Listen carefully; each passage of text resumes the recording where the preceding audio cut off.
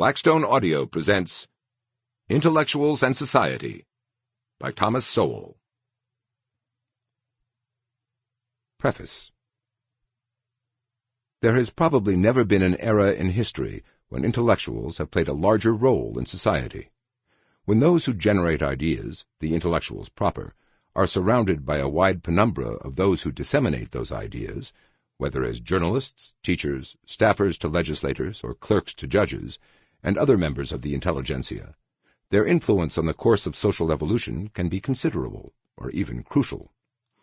That influence has of course depended on the surrounding circumstances, including how free intellectuals have been to propagate their own ideas, rather than being instruments of state propaganda, as in totalitarian countries.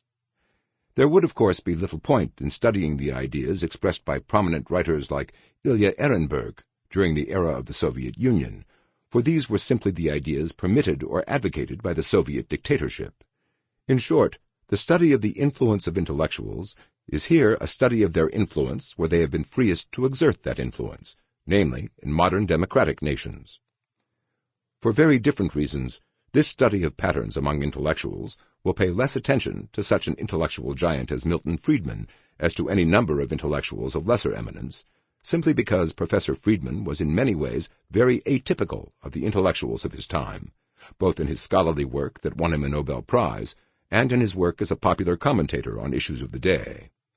A balanced general intellectual history of our times would have to give Professor Friedman a far larger amount of attention than a study which focuses on general patterns to which he was an outstanding exception.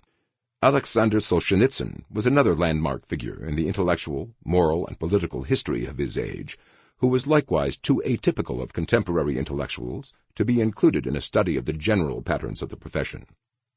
Many books have been written about intellectuals. Some take in-depth looks at particular prominent figures, Paul Johnson's Intellectuals being an especially incisive example. Other books on intellectuals focus on the ideas of particular eras.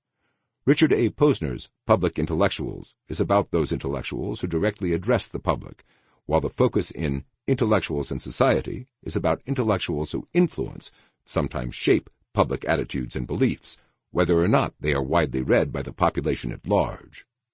As J. A. Schumpeter said, "There are many Keynesians and Marxians who have never read a line of Keynes or Marx. They have gotten their ideas second or third hand from the intelligentsia." Among the many things said by those who have studied intellectuals, a comment by Professor Mark Lilla of Columbia University in his book The Reckless Mind is especially striking. Distinguished Professor. Sample complete. Ready to continue?